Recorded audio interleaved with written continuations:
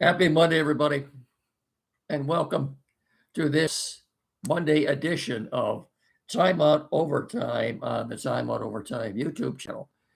I'm Rick Arsenal. You know the drill. If you haven't done so yet, please, folks, get down there in the corner, smash that like and subscribe button, and I will forever be thankful to you. You know, we've got about 230 subscribers right now, and we haven't been doing this that long. I think for small rural area like this, I think that's pretty good, and that's thanks to you folks out there. All right, get to the Tigers. As you saw in the headlines, you feeling a little bit better now than they did when they got back from Minnesota. Uh, I think this series in Minnesota was an aberration, just like the Twins are right now. The Twins aren't this good. I can't explain what's going on right now, and that's the way it is in baseball. When you play 162 games, get back here, Mickey. Pardon my English. Shit happens in baseball when you play 162 games. And what? By the way, if this early spring is any indication of what my allergies are going to be this summer, the grass already looks like it's got to be mowed here in the not too distant future. And with all the rain we've had, and it's starting to warm up, it's green and it's growing, and my allergies have already kicked in. But where to begin? Let's the Pistons. Congratulations to them. They won their 60th game of the season yesterday. Last game of the year. They finished the regular season 60-22. Just the third time in team history that they won 60 games.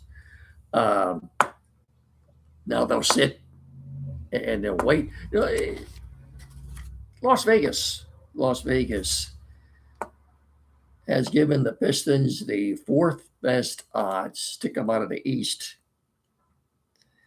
And you're asking me, how's that possible? How can that be? What are they looking at? Well, as I've said before, the playoffs are a whole different animal. This team, as it is now, has never won a playoff series, let alone a playoff game at home. They will start round one Sunday night at 6:30 on NBC. We don't know who they're playing yet. I don't know. I tend to agree with what the majority say, that the playoffs are a whole different animal. It's nice that you had a 60-win season, and by the way, that the first team in NBA history to go from 60 losses to 60 wins in a span of 24 months or 2 years, however you want to look at it. First team ever. No. They're healthy. They get some time off. Bickerstaff said they will be scouting these play-in games this week. I've got the play-in schedule for you, but before we do that, before I forget, congratulations to Rory McIlroy.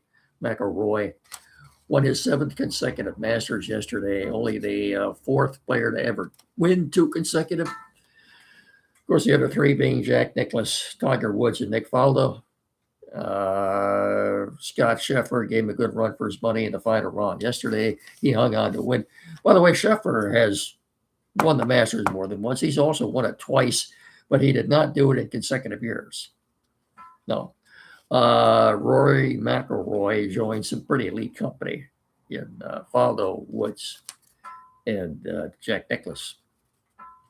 So I didn't get a chance to watch much of the final round yesterday, but you ever get a chance, I'd like to make it down. 2 places, I guess, on my bucket list. I'd like to get to Augusta National and Churchill Downs in Louisville for the Kentucky Derby, by the way, which is coming up, 2 weeks from Saturday, I think. Now, but getting back to basketball here, the play-in games. I've got the play-in schedule for the East, which starts tomorrow night. Number 9 Miami Heat are hosting the number 10 Charlotte Hornets. That's at 7:30 on Prime. That's tomorrow night. The winner of that game will get the automatic 7th seed. Hang with me on this. It's a little bit complicated. First 6 seeds are already set. Okay. The winner of this play-in game tomorrow night, be it Miami or Charlotte, will automatically be the 7th seed. Okay. Hang with me on this. Gets a little confusing. Then the following night, Wednesday night, the number 7 team will take on the number 8 team. Number 17, Orlando Magic, will take on number 8, Philadelphia 76ers. That's on Wednesday. That's at 7:30 on Prime. Now, as I said, the winner of the game between Miami and Charlotte tomorrow night will get the automatic 7th seed. Okay.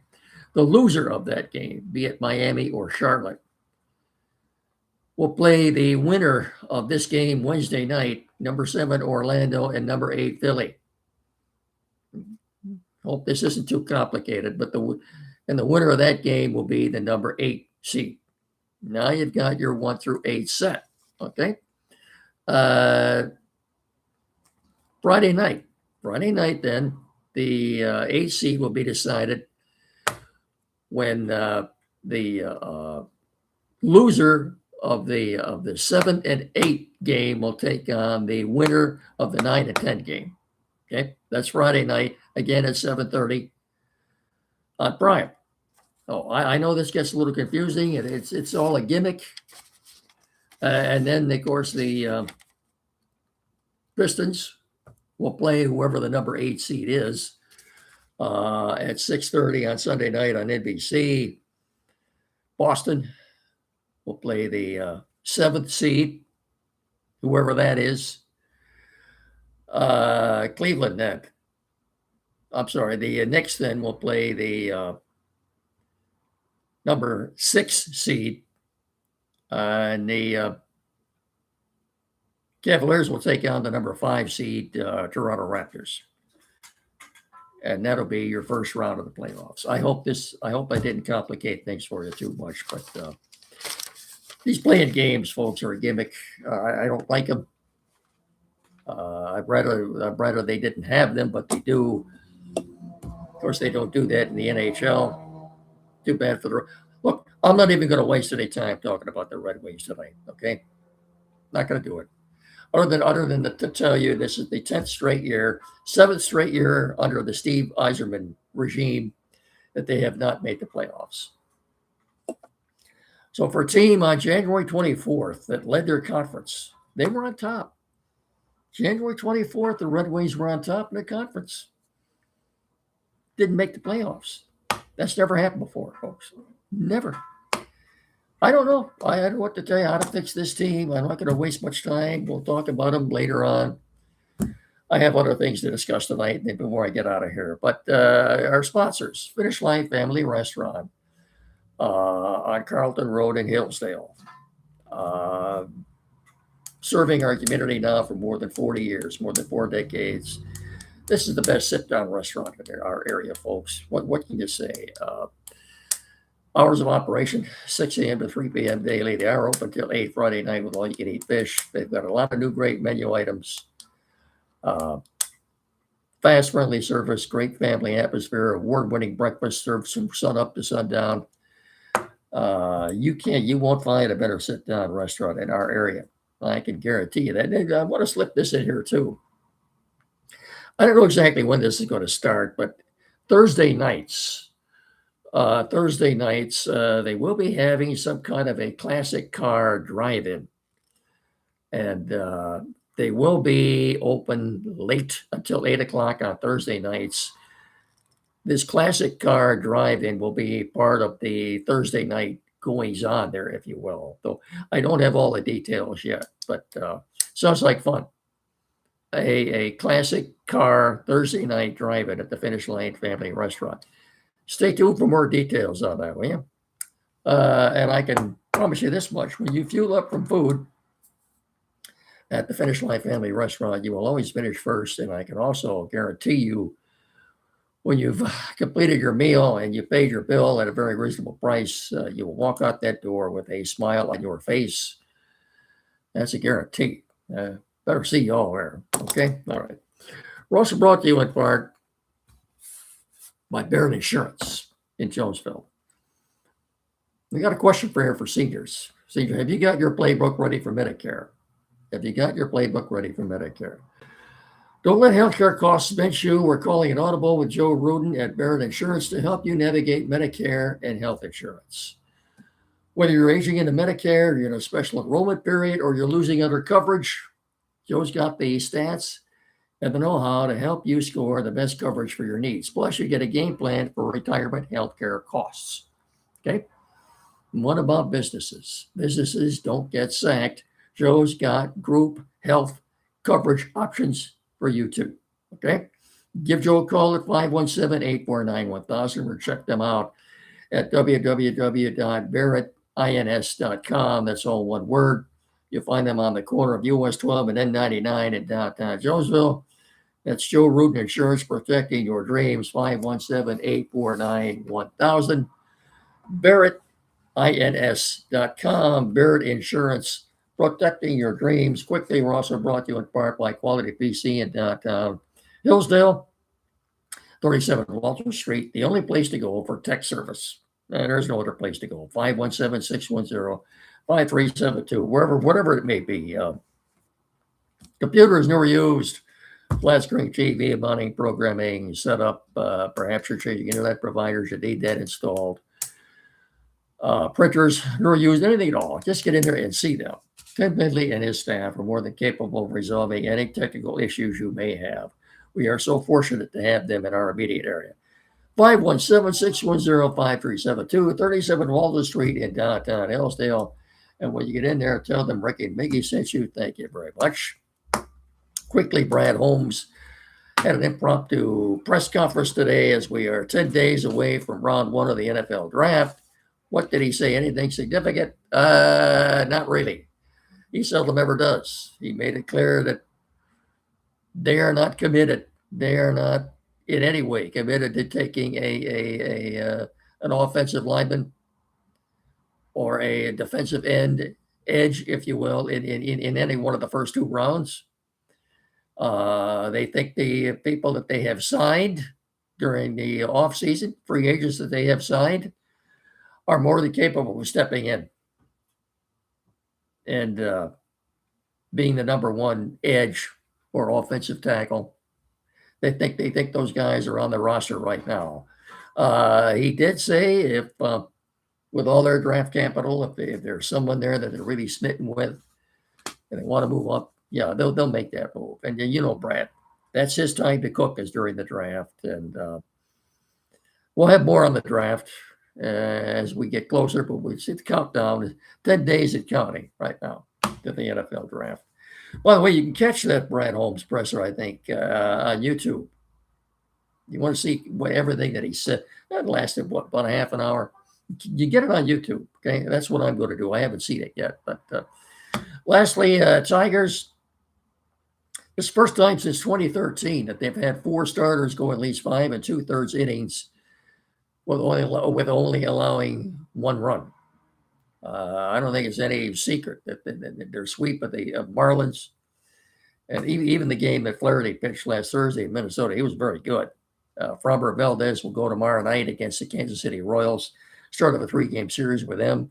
They're 7-9. They're tied with the Royals right now.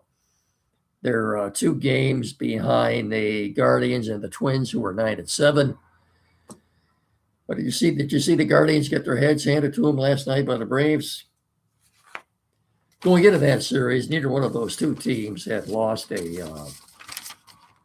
series. And now the Guardians have lost their first series of the year. Saw something today too. Well, let's do this. Before we get out of here, this past Saturday at Camden Yards in Baltimore, before the Orioles game against the San Francisco Giants, the international whistling champion, Chris Ullman, performed the national anthem by whistling. Chris Ullman is a member of the Whistleys, a member of the Whistlers Hall of Fame. I didn't, who knew that there was a Whistlers Hall of Fame? This whole thing goes about what, 75 seconds. I wanted you to hear this. I hope you can hear this. So let's run with this. Four-time whistling champion and member of the Whistling Hall of Fame, Chris Ullman, who will now honor our nation with his rendition of our Star-Spangled Banner.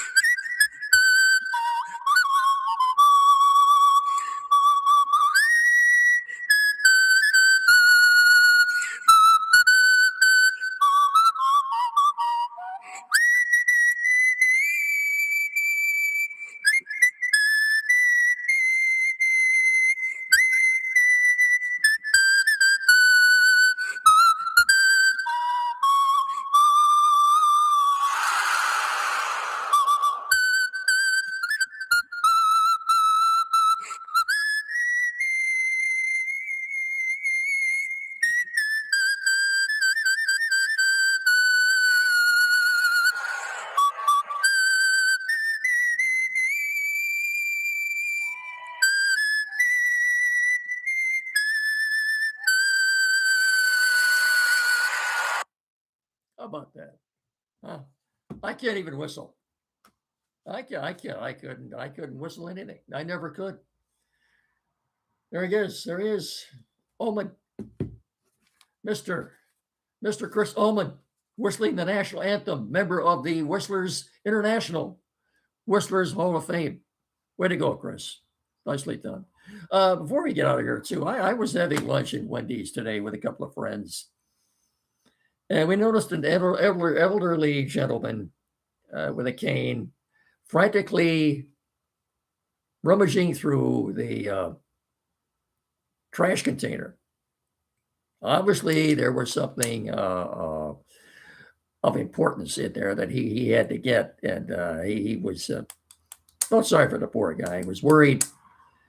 Come to find out, after finishing his meal, what he must have done was taken his teeth out and put them on his tray, and he just forgot about it. And then he dumped his tray in the trash, and then it dawned on him that he had his teeth on the tray. And there's this poor guy frantically going through the trash, trying to find his teeth. This story had a happy ending, as a great human being, great fellow that works there.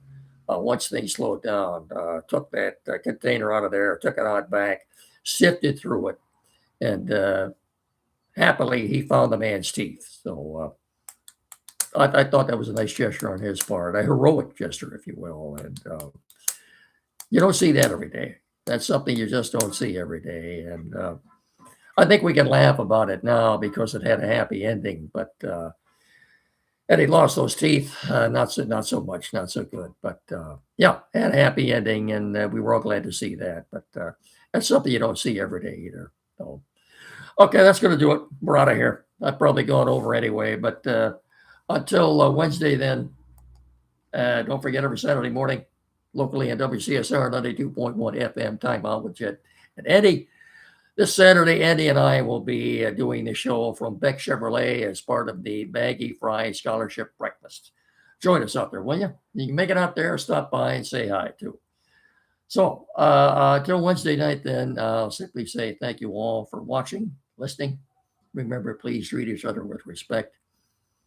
Have a good rest of your evening, everybody. And like I said, thank you.